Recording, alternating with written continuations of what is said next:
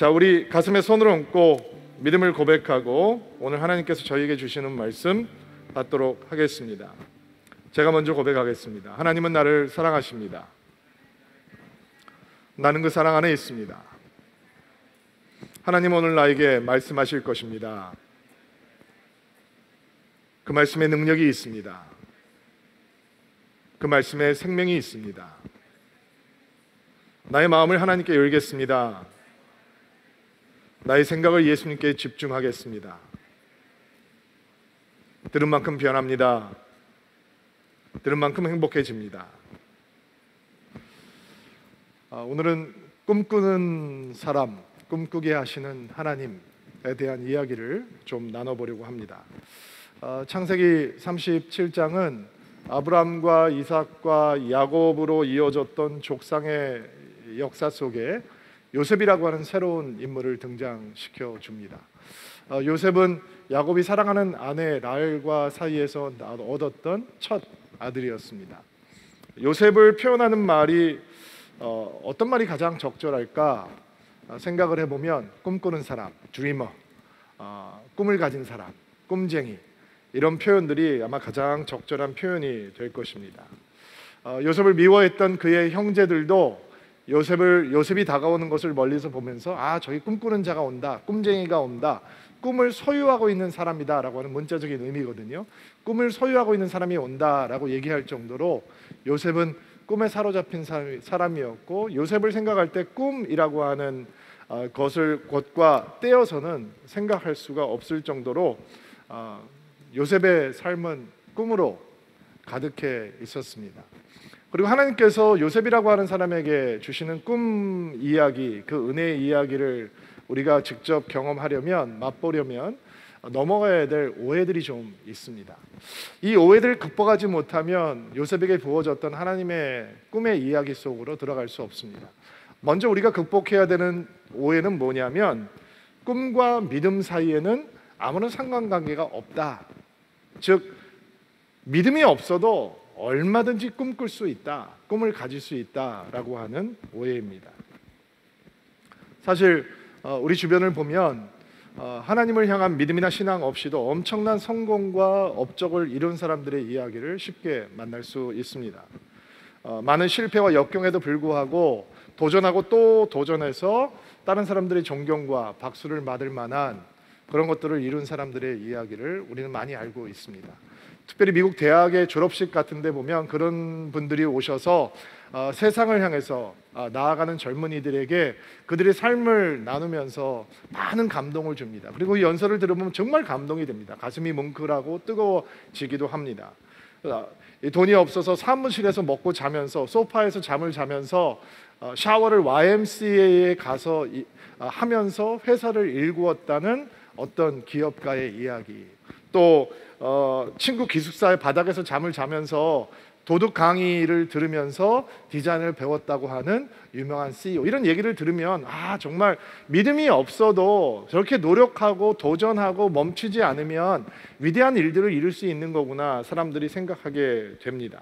그래서 신앙과 상관없이 원대한 목표를 세우고 도전하고 또 도전하고 포기하지 않으면 남들이 이루지 못한 것을 이룰 수 있는 위대한 인생이 될 수 있다라고 하는 그런 세속적인 성공관과 그리고 신앙적인 성공관 사이에서 너무 많은 사람들이 헷갈려하는 것도 사실입니다. 그러나 세상 속에서 꾸는 꿈은 믿음이 없어도 꿀 수 있고 얼마든지 성취해낼 수 있습니다.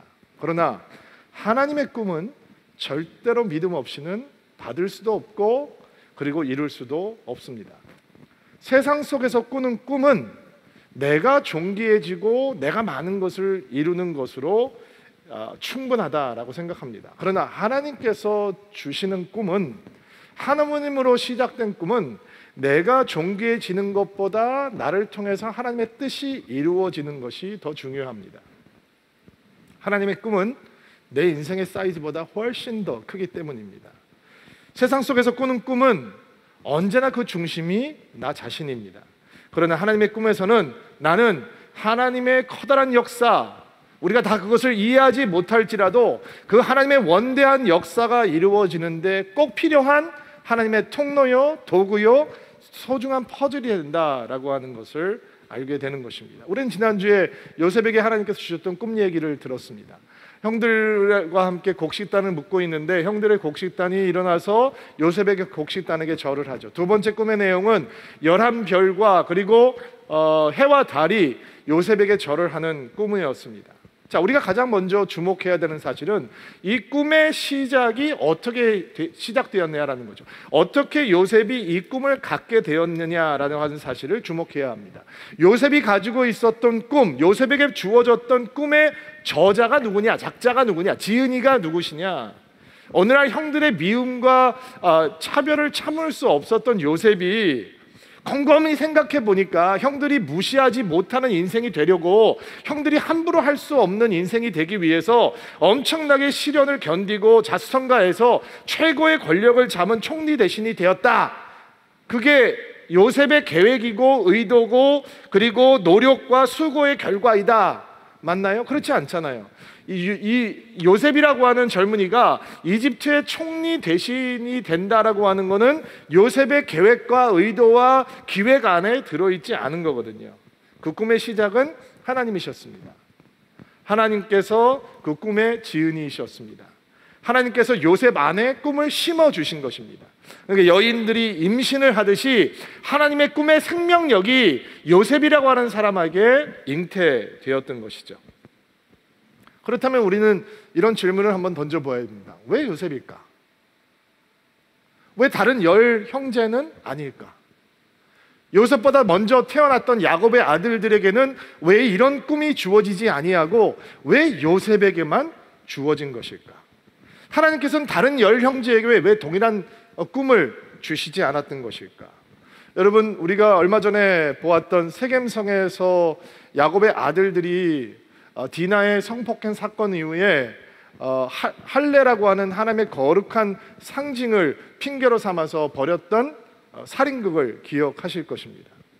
세겜성에 있는 모든 남자들을 죽이고 그리고 그 죽은 사람들 시체를 사이를 다니면서 그 성을 요락질하고 아이와 여인들을 노예로 취해왔었죠. 그리고 오늘 본문을 보니까 요셉을 죽이려고 하는 계획을 서슴지 않고 말하고 그 동생 요셉을 이집트에 노예로 팔아버리는 그런 일을 행합니다. 이런 악한 행동을 하면서 조금의 주저함도 없었습니다. 지난주에 보았던 본문 가운데 요셉이 비라와 실바의 아들들, 그의 배다른 형제들과 함께 양을 치고 있었는데 그때 그 형제들의 잘못을 아버지에게 일러 바치곤 했다라고 하는 이야기를 들었습니다. 표현을 그렇게 썼는데 어떤 성경은 고자질을 했다라고 하는 번역을 선택하기도 합니다.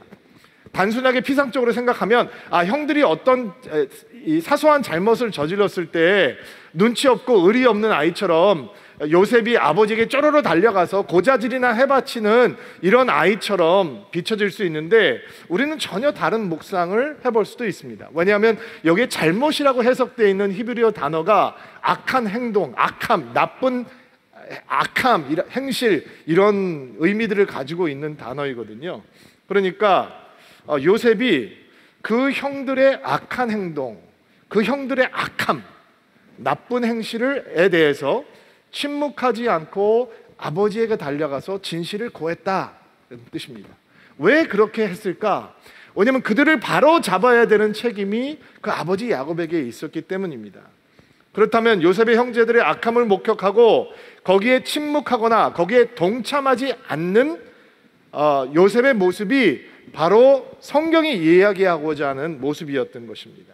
오늘 본문 내용을 보면 요셉의 형들이 요셉을 죽이고 싶을 만큼 미워하고 노예로 팔아버릴 만큼 미워합니다.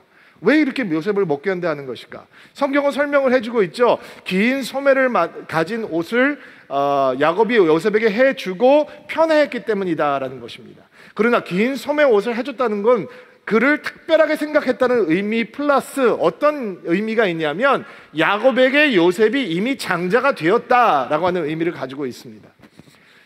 르우벤이 이 라헬이 죽자 라헬의 몸종이었던 비라와 동침을 하거든요. 그러니까 르우벤이 그렇게 말도 안 되는 행동을, 악한 행동을 했기 때문에 이미 야곱의 마음속에는 장자가 누가 되어 있느냐? 요셉이 되어 있는 것입니다. 그 증거가 무엇이냐? 소매가 긴 옷, 노동을 할 때 입는 옷이 아니라 존귀함을 밝혀주는 긴 옷을 입혀줌으로써 선포하고 있는 것이죠. 나의 장자는 요셉이다. 실제로 요한복음 4장을 보면 사마리아 여인의 사건을 소개하기 전에 이 성이 야곱이 요셉에게 준 땅 가까이 있다라고 하는 표현이 등장을 하거든요. 그러니까 땅을 줬다는 게 얘기가 무엇이냐?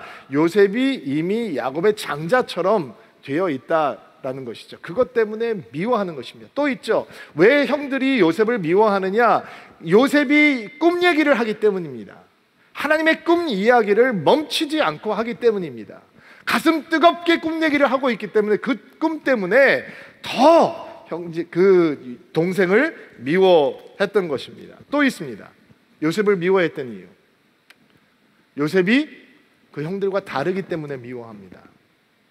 다른 형제들은 폭력적이고 야비하고 잔인하고 거짓되고 완악한데, 요셉은 앞으로 우리가 계속해서 보게 되겠지만 17살의 어린아이인데도 불구하고 상상할 수 없을 만큼 순전한 믿음의 소유자였습니다. 그 앞에 다가오는 엄청난 시련과 어려움과 유혹도 흔들리지 않고 타협하지 않고 믿음을 견지한 만큼 대단한 믿음의 사람입니다. 그리고 그의 존재 자체가 형들의 악함을 포용하고 있는 것입니다. 그래서 견딜 수가 없는 거죠. 요즘 우리가 잘 알다시피 미국에서 평화 시위대가 시위하고 있지 않습니까? 조지 플로이드라고 하는 흑인의 죽음 이후에 인종차별에 반대하는 시위가 벌어지고 있습니다. 제가 30대 때 미국에서 목회를 배우면서 이 인종화합 사업과 반인종 차별 이런 사역에 헌신을 보았기 때문에 이 미국이라고 하는 나라에 뿌리 깊게 존재하고 있는 인종차별에 대해서, 그 아픔에 대해서 제가 직접 경험을 해 보았습니다. 요즘 인터넷에 올라오는 영상을 보면서 정말 마음이 많이 아픕니다. 나라가 그렇게 흔들리는 것이 말하면 마음이 아프고, 사람들의 깨어짐, 브로큰네스가 저렇게 뿌리가 깊구나라고 하는 것이 마음이 아프고, 한쪽에서는 자유, 평등, 정의 이런 것을 외치는데 그런 기회를, 누군가의 아픔과 고통의 기회를 약탈의 기회로 삼는 악한 사람들이 있다는 것 자체도 너무 마음 가슴이 아픕니다. 고급 백화점, 대형 백화점부터 길거리의 작은 편의점까지 그 폭도들의 약탈을 피해가지 못했습니다. 이런 영상을 하나 발견하게 되었는데, 어떤 상점 앞에 서서 그 상점의 유리창을 깨고 약탈하려고 하는 폭도 앞에 맨몸으로 그냥 막아서는 여인이 한 명 있더라고요. 무폭력 정의를 요구하고 있는 시위를 하는 여성이었습니다. 그런데 그 위험한 상황에서 자기 몸을 던져서 그렇게 약탈을 멈춰달라고 부탁을 합니다. 우선 영상을 한번 제가 보여드릴게요. 굉장히 짧은 영상인데 한번 같이 보겠습니다.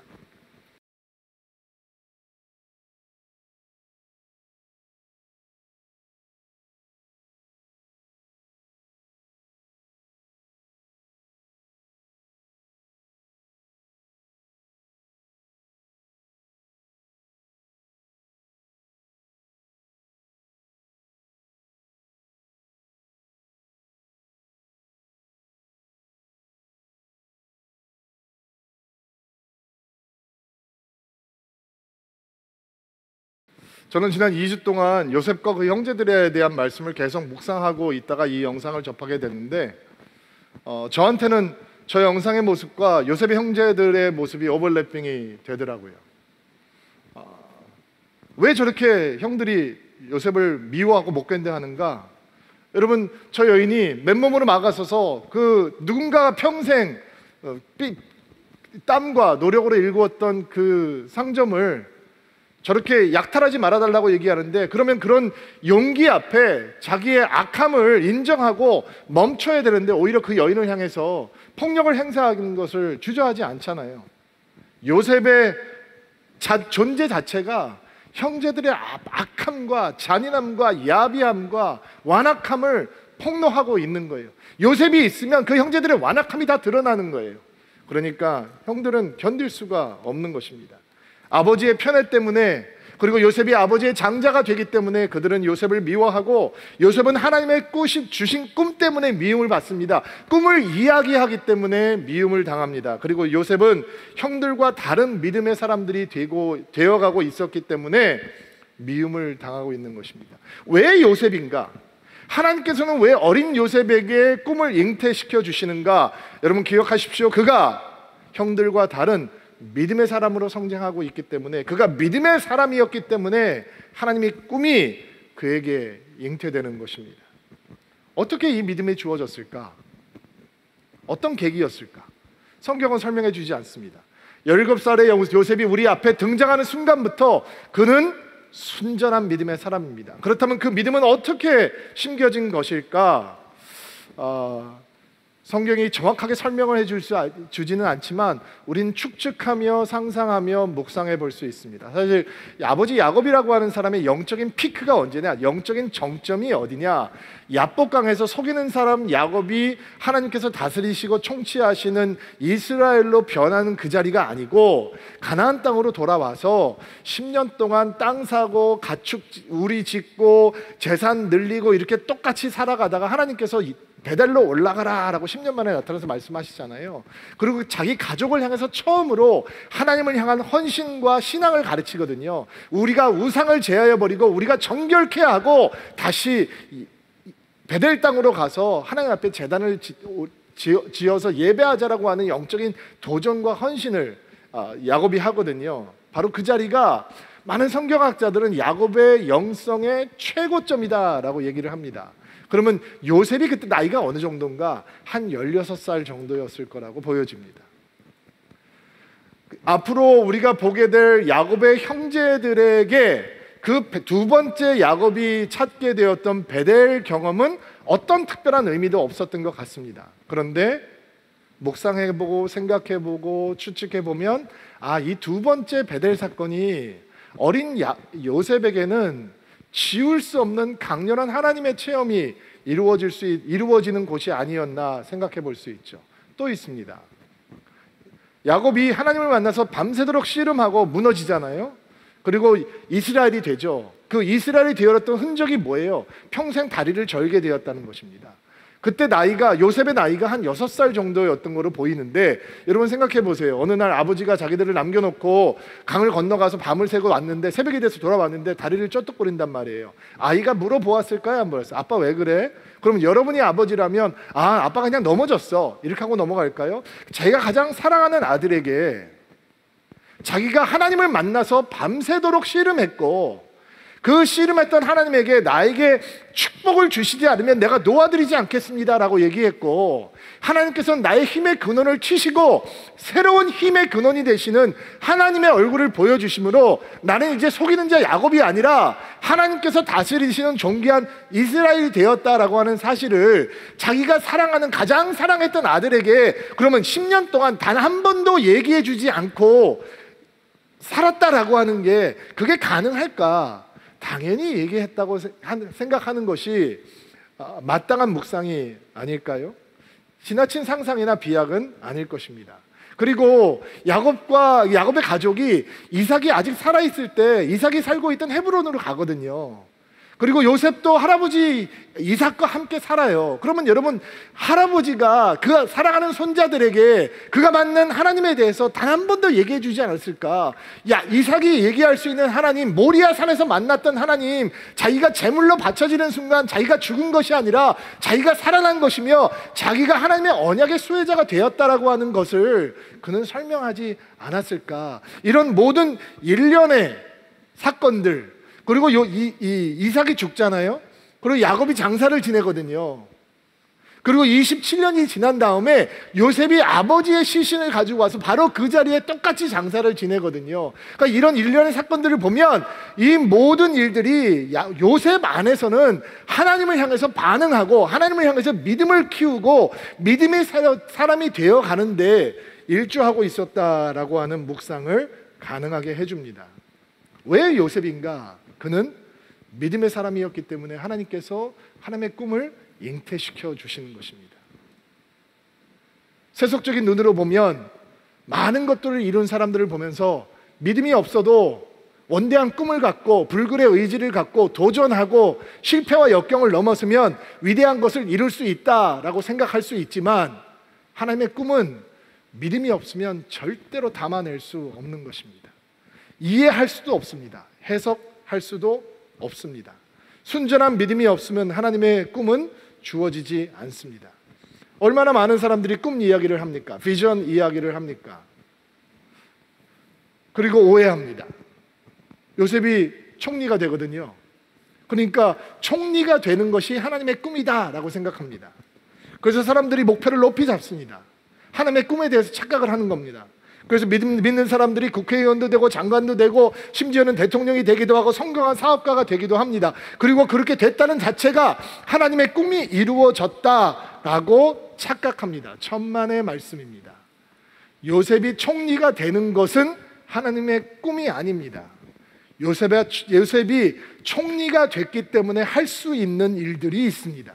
요셉이 총리가 되기 때문에 이루어질 수 있는 하나님의 꿈이 있는 것입니다. 하나님의 역사가 있는 것입니다. 요셉이 총리가 되었지만 자기의 힘과 부와 명예만 추구하고 자기를 노예로 팔았던 형제들을 향해서 복수했다. 그게 무슨 하나님의 꿈이겠습니까? 요셉이 총리가 돼야 되는 이유는 아브라함에게 주어졌던 하나님의 언약, 이삭에게 주어졌던 하나님의 언약, 야곱에게 주어졌던 하나님의 언약, 너의 자손들이 하늘의 별과 같을 것이고 땅의 티끌 같을 것, 내가 너를 거대한 민족을 만들어 줄 것이고, 이것이 이루어지려면 요셉이 이집트의 총리가 되어야 되는 것입니다. 총리 위치 자체가 하나님의 꿈이 아니라 총리의 위치에 있기 때문에 그가 이루어질 수 있는 일들, 하나님의 역사들, 그것이들이 있기 때문에 하나님께서는 요셉에게 꿈을 주시고 그 꿈을 통해서 요셉을 하나님의 통로로 삼아 주시는 것입니다. 먼저 주님의 이름으로 축복합니다. 하나님께서 주시는 꿈을 받아낼 수 있는 믿음이 우리 가운데 있게 되기를 주의 이름으로 축복합니다. 여러분 안에 하나님의 꿈이 있기를 바랍니까? 여러분이 꿈꾸는 사람이 되기를 바라십니까? 그리고 우리의 다음 세대가, 여러분의 자녀들이 하나님의 꿈을 꾸는, 하나님의 꿈을 잉태하는 아이들이 되기를 바라십니까? 그럼 먼저 신실한 믿음의 사람이 되기를 헌신하십시오. 타협하지 않는 믿음의 사람이 되기를 주께 구하십시오. 하나님께서는 믿음의 사람에게 꿈을 주시는 것입니다. 그리고 믿음의 사람을 통해서 하나님의 꿈은 이루어지는 것입니다. 또 하나님의 꿈을 말할 때 우리가 극복해야 되는 오해가 또 있는데, 그것은 좋은 환경, 좋은 배경을 가진 사람들에게만 하나님의 꿈이 생겨난다라고 하는 오해입니다. 사실 우리 아버지의 세대들은 전부 다 힘들고 어려운 시절을 거쳐오신 분들이기 때문에 그런 고정관념, 고장난 생각의 감옥에 갇혀있지 않았습니다. 근데 참 이상하죠? 지금 우리가 살고 있는 이 시대는 과거의 대한민국의 어떤 시대보다 더 풍요롭고 잘 사는 시대가 되었습니다. 그러나 이 땅에 살아가고 있는 수많은 젊은 사람들이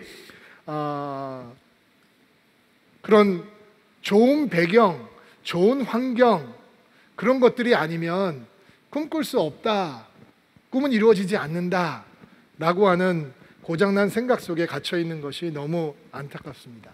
우리 사회에 만연한 이야기들이 있잖아요. 무슨 수전이 목사가 이런 것을 언급하는 것 자체가 너무 죄송하고 민감한데, 너무 많은 사람들이 나는 무슨 수저기 때문에, 나는 저런 수저기 때문에 이런 얘기를 하면서 타고난 배경, 환경을 뛰어넘을 수 없다라고 하는 좌절감에 사로잡혀 있는 것을 보게 됩니다. 그러다 보니 어떤 사람들은 부모가 만들어 놓은 환경을 탓하고 다른 배경을 가진 사람들을 부러워하고, 또 내가 다른 환경을 가지고 있다면 오늘 목사님이 말씀하시는 것처럼 마음껏 하나님의 꿈을 꾸고 도전하는 인생이 한번 돼볼 수 있었을 텐데 라고 생각을 하기도 합니다. 그러나 요셉을 생각해 보면 그런 생각은 정말 그릇된 생각인 것을 알게 됩니다. 여러분, 요셉의 환경이 별로 좋지 않습니다. 형들의 이름만 봐도, 이름의 뜻만 살펴봐도 그 환경이 얼마나 숨이 막히는 나쁜 환경인지 알 수 있는데요. 자, 레아, 야곱의 첫 번째 아내죠. 레아가 낳은 아들들의 이름입니다. 이제 남편이 나를 사랑해 주겠지. 루벤. 내가 차별받는 것을 아시고 하나님께서 나에게 아들을 주셨다. 시므온, 아들을 셋이나 낳아주었으니 이제는 나에게 오겠지. 레위, 아이고 이제는 주님이나 찬양하고 살아야겠다. 유다, 아들을 낳을 수 없었던 라헬이 자기의 몸종 비라를 야곱에게 아내를 주거든요. 그리고 아들을 낳는데 첫 번째 아들의 이름이 하나님께서 내 억울함을 풀어주셨다. 단, 내가 언니와 경쟁해서 이겼다. 납달리. 분위기가 좀 느껴지시나요? 이게 야곱의 가정사입니다. 이렇게 7년 사이에 11명의 아들이 4여인을 통해서 태어납니다. 그리고 요셉의 10형제가 요셉을 죽도록 미워합니다. 노예로 팔아먹고도 일말의 양심의 가책도 넘기지 않습니다. 그를 팔아먹고 그 옷에다가 짐승의 피를 묻힌 다음에 아버지에게는 들짐승에게 해를 당했다라고 거짓말 입을 맞추면서도 전혀 뉘우침이나 어떤 가책 같은 것을 느끼지 않은 만큼 이렇게 악한 사람입니다. 하루 이틀 동안 진행된 게 아닙니다. 말도 섞지 않고 샬롬이라고 하는 인사말을 건네지 않을 정도로 왕따 중에 왕따입니다. 요셉의 환경 별로 좋지 못합니다. 꿈이 자랄 수 없는 것, 태어날 수 없는 것처럼 숨막히는 환경입니다. 그러나 그런 환경에서도 요셉은 하나님의 꿈을 받습니다. 요셉 안에 하나님의 꿈이 잉태됩니다. 오늘 이 말씀이 여러분의 영혼 가운데 심겨지는 은혜가 있게 되기를 바랍니다. 하나님의 꿈은 우리의 배경, 우리의 환경과 상관없습니다. 하나님의 은혜는 나쁜 환경을 초월합니다. 아멘으로 받으시기 바랍니다. 나쁜 환경, 나쁜 배경, 하나님의 꿈과 전혀 상관없습니다. 하나님께서 꿈을 주시기를 원하면 믿음의 사람들에게 꿈은 임해 오는 것입니다.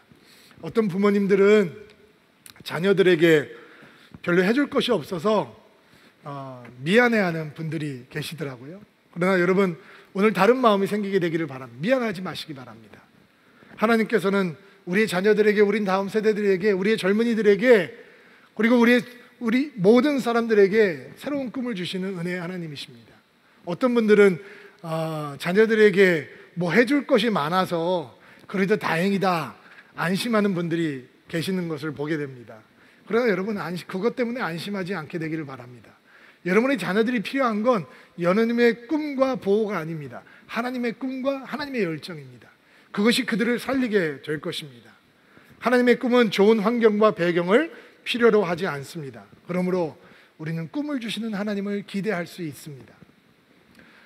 또 하나, 마지막으로 사람들이 정말 하나님의 꿈을 얘기할 때 극복해야 되는 오해가 하나 있는데, 하나님의 꿈에 대한, 하나님의 꿈이라면 그것은 일사천리로, 속전속결로, 쉽게 빨리빨리 이루어져야 된다라고 하는 오해입니다. 내가 꿈을 이루기 전에 고생을 하고 있는 이유는 그것이 뭔가 하나님의 뜻과 맞지 않기 때문이다 라고 사람들이 오해를 하는 거죠. 그런데 오늘 본문 내용을 보세요.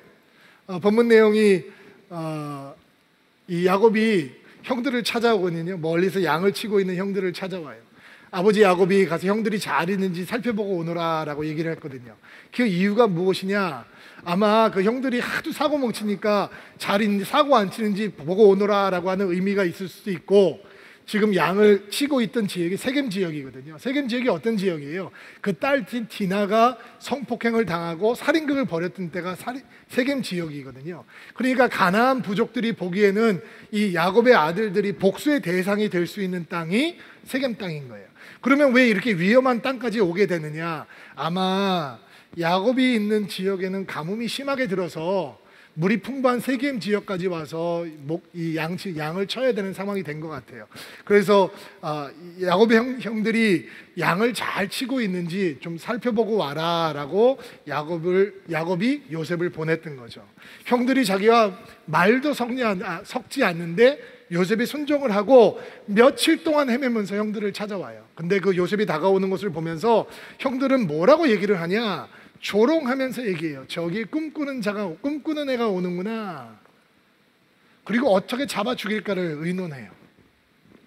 18절부터 24절까지의 말씀인데, 우리 같이 한번 돌아가면서 18절부터 24절까지의 말씀을 읽어보도록 하겠습니다. 같이 한번 읽어볼게요. 제가 먼저 읽을게요. 시작. 요셉의 형들은 멀리서 요셉이 오고 있는 것을 보았습니다. 그들은 요셉이 가까이 오기 전에 요셉을 죽이기를 계획하고 서로 이렇게 말했습니다. 꿈꾸는 애가 오는구나. 저 애를 죽여서 그 시체를 웅덩이에 던져놓자. 그리고 아버지에게는 들짐승이 저 아이를 죽였다고 말하자. 그가 꾼 꿈이 어떻게 되는지 한번 두고 보자.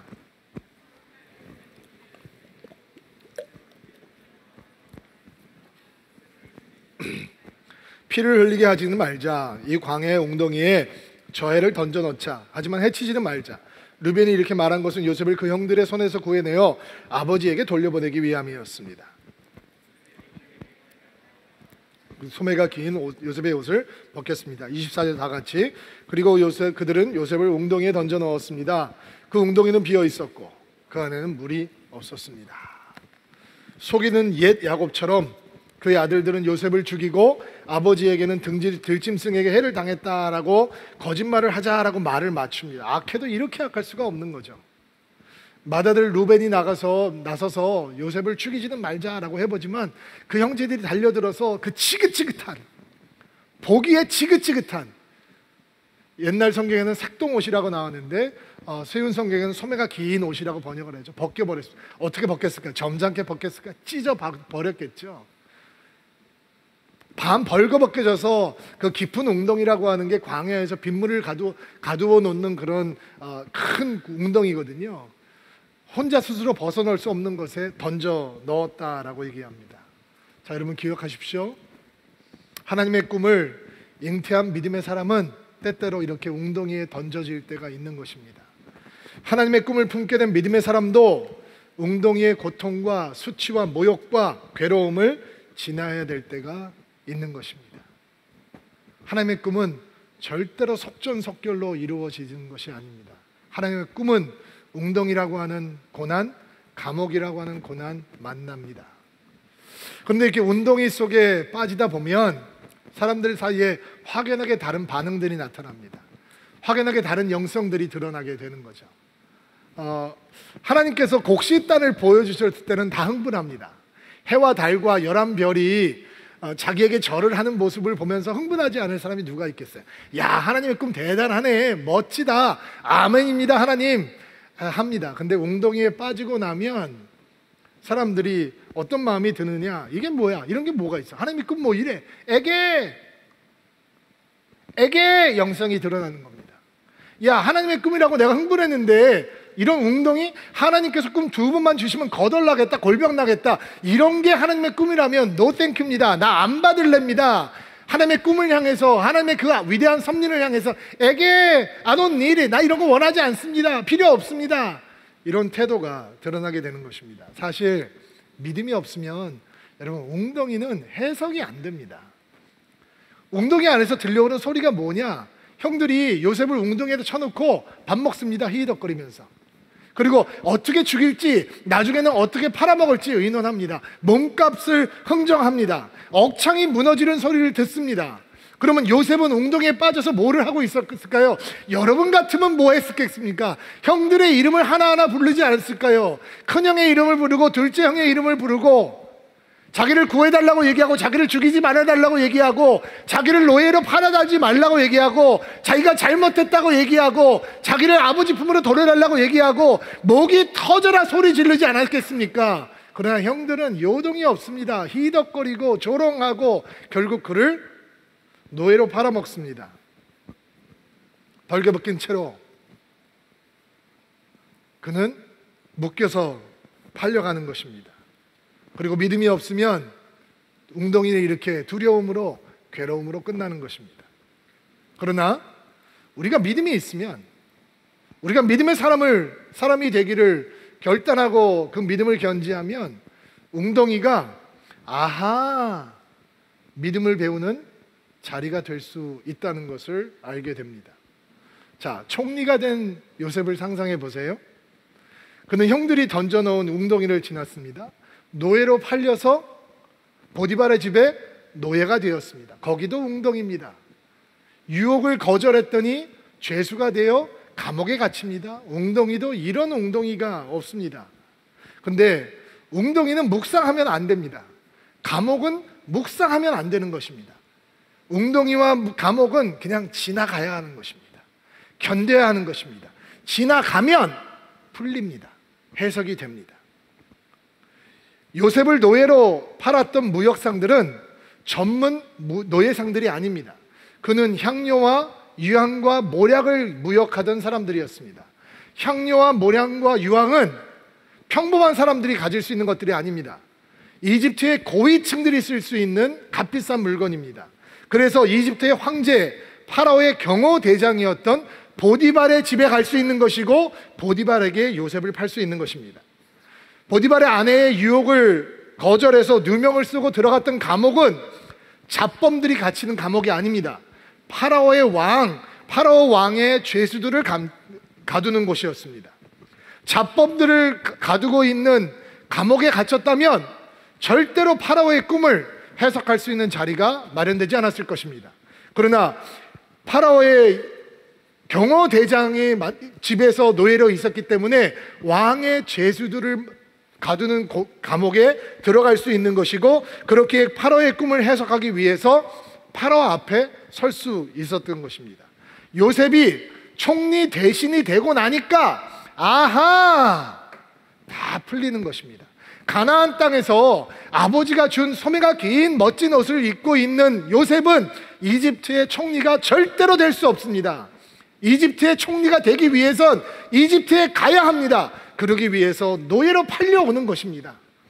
노예가 어떻게 총리가 됩니까? 그래서 먼저 감옥을 가야 하는 것입니다. 죄수가 어떻게 황제 앞에 설 수 있습니까? 그래서 감옥에서 만난 파라오의 관료들의 꿈을 먼저 해석해 주는 것입니다. 그리고 깊게 각인을 시키는 것이죠. 감옥에 있는 죄수가 어떻게 총리가 될 수 있습니까? 그가 파라오가 꾸었는데 꾼 꿈을 해석한 자가 아무도 없을 때 그것을 기억해낸 강요 한 사람이 내가 감옥에서 만난 요셉은 꿈을 해석할 수 있는 자입니다. 그래서 그가 황제 앞에 서서 총리 대신이 될 수 있는 것입니다. 여러분, 야곱과 그 아들들이 어떻게 거대한 민족이 될 수 있습니까? 그 땅에 엄청난 기근이 임해왔거든요. 그런데 그들이 그 기근을 어떻게 살아남을 수 있습니까? 물이 풍부한 이집트 땅으로 가면 되는 것입니다. 이집트 땅에 가서 떠돌이가 되면 어떻게 거대한 민족이 될 수 있겠습니까? 근데 아들이 파라오 황제가 가장 신뢰하는 총리 대신이 되면 그의 보호 아래 거대한 민족으로 성장할 수 있는 것입니다. 믿음으로 서 있으면 어떤 웅덩이도 이런 웅덩이도 저런 웅덩이도 지나고 나면 아하! 바로 그것 때문이었구나. 바로 그런 은혜가 하나님께서 우리에게 주시는 은혜였구나 확인할 수 있는 것입니다. 여러분, 웅덩이가 이 요셉의 꿈을 무너뜨리지 못하거든요. 사람이 심어놓은 꿈이라면 그 옷이 벗겨지는 순간 꿈은 무너집니다. 웅덩이에 떨어지는 순간 꿈은 무너지게 되어 있습니다. 감옥에 들어가는 순간 꿈에 대해서는 잊게 되어 있습니다. 그러나 요셉에게 주어졌던 꿈은 하나님께서 시작하시고 하나님께서 진행하시고 하나님께서 완성하시는 꿈이기 때문에 어떤 웅덩이도 어떤 감옥도 어떤 역경도 고난도 꿈의 사람 요셉을 무너뜨릴 수가 없었던 것입니다. 사실 이렇게 꿈 이야기를 하면 청소년들이나 젊은이들은 가슴이 뜨거워지면서 뜨거워질 수 있지만 많은 사람들은, 많은 성도들이 이게 꿈 이야기를 하면 좀 뜬구름 잡는 이야기 같고 나와는 상관이 없는 이야기 같다라고 느끼는 것도 사실입니다. 그러나 여러분, 믿음 안에는 하나님의 꿈을 꾸고 그 하나님의 꿈을 향해 달려가고 그 꿈을 향해 헌신케 하는 DNA가 담겨져 있습니다. 아멘으로 받으시기 바랍니다. 내가 뭔가 되는 것이 하나님의 꿈이라고 생각하면 절대로 이런 말씀을 아멘으로 받을 수 없습니다. 그러나 나에게 주신 하나님의 꿈은 내가 무엇이 되는 것이 아니라 나를 통해서 어떤 하나님의 역사가 이루어지는 것이다 라고 하면 우리는 아직 제대로 이해하지 못해도 그렇다, 내 믿음 안에는 하나님 안에서 꿈을 꾸고 그 꿈을 향해서 달려가고 그 꿈을 향해서 헌신하고 그 꿈을 이루게 하는 하나님의 DNA가 있다라고 하는 말씀을 아멘으로 받을 수 있는 것입니다. 그렇다면 우리가 오늘 확인해야 되는 꿈이 무엇일까요? 여러분의 꿈이 아닙니다. 하나님의 꿈이어야 합니다. 예수님의 꿈이어야 합니다. 예수님께서 꿈꾸시는 분이거든요. 예수님의 꿈은 무엇입니까? 십자가였습니다. 예수님의 꿈은 무엇입니까? 교회입니다. 예수님께서 떠나신 그 자리에 성령께서 오시고 가장 먼저 남겨진 성도들에게 주어진 선물은 바로 교회였습니다. 예수님께서 제자들을 떠나시기 전에 어떤 꿈을 꾸십니까? 그러면 너희는 가서 모성 면적으로 제자를 삼아 아버지와 아들과 성령의 이름으로 세례를 주고 내가 너 분부한 모든 것을 가르쳐 지키게 하라. 볼지어다 세상 끝날까지 내가 너희와 함께 할 것이다. 오직 성령이 너희에게 임하시면 너희가 권능을 받고 예루살렘과 온 유다와 사마리아 땅끝까지 이르러 내 증인이 될 것이다. 이 하나님의 꿈은 한 번도 바뀐 적이 없습니다. 모든 성도들이 하나님의 꿈을 향해 달려가면서 실망하고 좌절하고 가슴 설렘을 잃어버리는 이유는 내가 무엇이 되는 것이 하나님의 꿈이라고 생각하기 때문입니다. 내가 무엇이 된 후에 이루어져야 하는 하나님의 역사와 뜻이 있는 것입니다. 그 중심에 설 때 우리는 하나님께서 우리를 꿈꾸는 사람으로 만들어 주셨다는 것을 확인하고 확신할 수 있는 것이죠. 이렇게 코로나 때문에 흩어져 있는 동안 우리는 확인할 수 있습니다. 교회는 다니는 곳이 아닙니다. 교회가 건물이라면 이런 상황들이 교회를 무너뜨리는 상황이 될 것입니다. 교회가 조직이라면 이런 상황들이 그 조직을 흩어버리는 기회가 될 것입니다. 그러나 아닙니다. 교회는 조직도 아니고 건물도 아닙니다. 우리가 교회입니다. 여러분이, 제가 함께 있든 흩어져 있든 자주 만나든 자주 만나지 못하든 우리가 교회입니다. 우리의 가슴을 뜨겁게 하는 건 예수 그리스도의 꿈이어야 합니다. 교회가 힘든 시기를 지나고 있을 때 왜 교회가 이 세상의 소망인지, 예수께서 이 땅을 떠나시면서 왜 이 땅에 세상을 밝히는 선물로 교회를 주셨는지 우리는 다시 한번 확인할 수 있는 것입니다. 성도는 혼자 꿈꾸는 것이 아닙니다. 함께 꿈꾸는 것입니다. 우리는 하나님의 꿈의 퍼즐입니다. 우리가 교회됨으로 우리를 통해서 그 하나님의 꿈이 이루어질 것을 믿습니다. 이 땅에는 교회들이 이 힘든 시기를 통해서 하나님의 꿈으로 하나 되고 하나님의 꿈으로 더 뜨거워지고 하나님의 꿈을 이루어드리겠다는 강력한 기도가 우리 가슴 가운데, 우리의 삶의 자리 가운데, 예배 자리 가운데 충만하게 되기를 주의 이름으로 축복합니다. 같이 한번 기도합시다. 우리가 있는 자리마다 가슴에 한번 손을 얹고 안수하시고요, 우리 여러분을 축복하고 기도하겠습니다. 하나님, 오늘도 주의 말씀을 아멘으로 감사함으로 받았습니다. 우리 안에 하나님의 꿈을 잉태할 수 있는 믿음을 허락하여 주옵소서. 꿈을 잉태하는 믿음의 사람이 되게 하옵소서. 우리에게 꿈을 주시는 하나님을 기대하게 하시고 환경과 상황과 배경을 탓하는 고장난 세계관을 벗어버리게 하옵소서. 웅덩이 속에서도 무너지지 않는 하나님의 꿈이 오늘 우리의 가슴을 뜨겁게 하여 주옵소서. 예수님의 꿈을 다시 한번 가슴에 품게 되기를 소망합니다. 예수님의 꿈을 이루어드리는 서울 드림교회가 되게 하시고 이 땅의 교회들이 되게 하옵소서. 함께 모이지 못하는 이 시간이 교회됨이 흩어지는 시간이 아니라 교회됨을 다시 확인하고 함께 손에 손을 붙들고 예수님의 꿈을 향해 꾸준히 나아갈 수 있는 더 견고한 교회가 되는 시간이 되게 하옵소서. 이번 한 주간도 예수님의 손을 붙들고 예수님의 이름을 부르며 예수님과 동행하는 시간이 되게 하시고 삶의 자리자리마다 하나님을 향한 사랑과 하나님을 향한 사랑의 고백이 넘치는 시간 되게 하옵소서. 하나님, 이 땅에 있는 주의 몸된 교회들을 지키고 보호하옵소서.